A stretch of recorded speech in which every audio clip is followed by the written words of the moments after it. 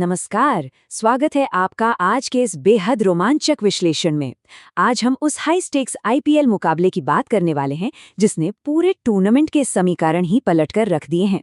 जी हाँ, हम बात कर रहे हैं कि कैसे लखनऊ सुपर जायंट्स ने चेन्नई सुपर किंग्स की प्लेऑफ की उम्मीदों पर पूरी तरह से पानी फेर दिया। तो चलिए बिना किसी देरी के शुरू करते हैं।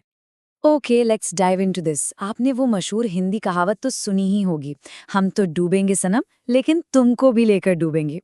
आज के हालात पर ये लाइन बिल्कुल परफेक्ट बैठती है। देखिए, लखनऊ की टीम खुद तो प्लेऑफ की रेस से बाहर हो चुकी है, लेकिन उन्होंने मैदान पर जो एक स्पॉइलर वाली निर्मम मानसिकता दिखाई है ना, वो कमाल है। उनका सीधा सा फंडा है कि अगर हम टॉप 4 में नहीं जा सकते तो भाई हम किसी और का रास्ता भी आसान नहीं होने देंगे। तो इस मैच की पहली सबसे बड़ी कहानी है आकाश सिंह का मीठा बदला। जरा इस सफर को देखिए। राजस्थान के भरतपुर के एक साधारण किसान परिवार से आने वाले आकाश का क्रिकेटिंग करियर कितने उतार चढ़ावों से भरा रहा है। 2020 अंडर 19 वर्ल्ड कप के स्टार रहे, फिर 2021 में राजस्थान रॉयल्स गए और 2023 में सीएसके में उन्हें बतौर रिप्लेसमेंट लिया गया। लेकिन आखिरकार 2024 में लखनऊ के साथ आकर उनका असली ब्रेकआउट हुआ। अब सोचिए, जिस फ्रेंचाइजी ने आपको जाने दिया हो उसी के खिलाफ ऐसा प्रदर्शन करना, इस परफॉर्मेंस का जो इमोशनल वेट है उसे समझना बिल्कुल भी मुश्किल नहीं है। और फिर आता है ये नंबर 3। ये महज कोई आंकड़ा नहीं है। मैच शुरू होते ही आकाश सिंह ने जो 3 अहम विकेट झटके ना, ऋतुराज गायकवाड़, संजू सैमसन और उर्विल पटेल, उसने पूरा गेम पलट दिया। अपने 4 ओवर के स्पेल में सिर्फ 26 रन देकर उन्होंने सीएसके के टॉप ऑर्डर की सचमुच कमर ही तोड़ दी। सीरियसली, ये एक ऐसा स्पेल था जिसने आते ही मैच की पूरी दिशा तय कर दी थी। लेकिन शुरुआती झटकों के बावजूद सीएसके ने आसानी से हार नहीं मानी और टीम 187 के एक बहुत ही रिस्पेक्टेबल स्कोर तक पहुंचने में कामयाब रही। इसका बहुत बड़ा क्रेडिट जाता है 20 साल के युवा कार्तिक शर्मा को, जिन्होंने सिर्फ 42 गेंदों में 71 रनों के एक ब्रिलियंट पारी खेली। और फिर आखिर में शिवम दुबे ने जो अपने चिरपरिचित अंदाज में बड़े छक्के लगाए, उसकी बदौलत टीम एक फाइटिंग टोटल तक पहुंच सकी।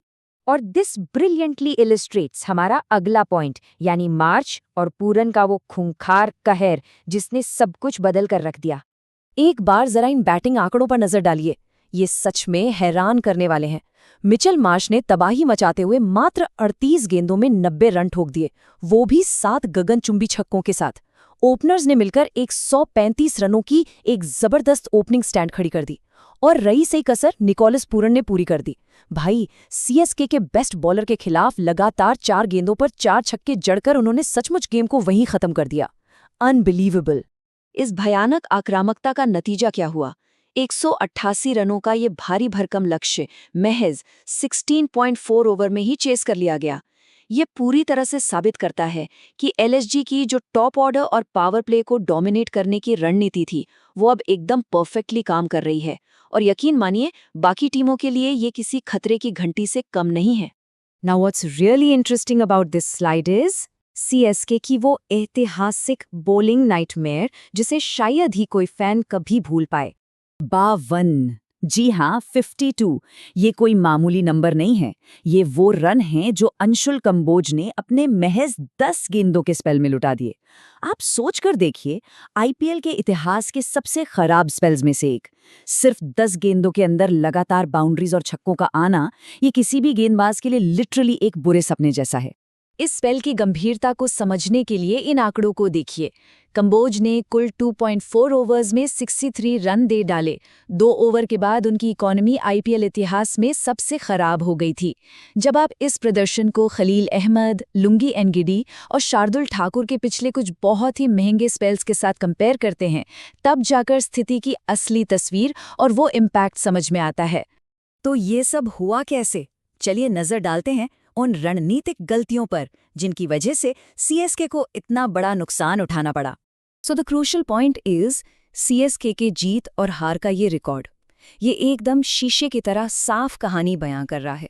एक तरफ देखिए, जब भी अकील हुसैन प्लेइंग 11 में थे, जैसे दिल्ली, केकेआर, एमआई और एलएसजी के पिछले मैचों में टीम ने जीत हासिल की, और दूसरी तरफ जैसे ही उन्हें ड्रॉप किया गया, टीम हार गई।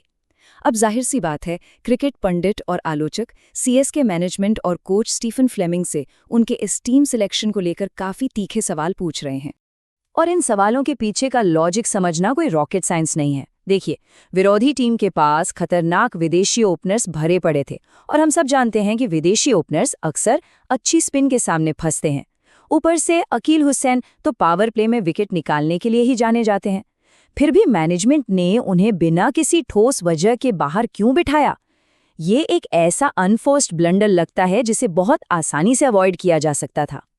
खैर, let's move to and see how this builds एक बहुत ही पॉजिटिव टेकअवे की तरफ, जो है एलएसजी की अपनी खुद की तैयार की हुई इंडियन बोलिंग फैक्ट्री।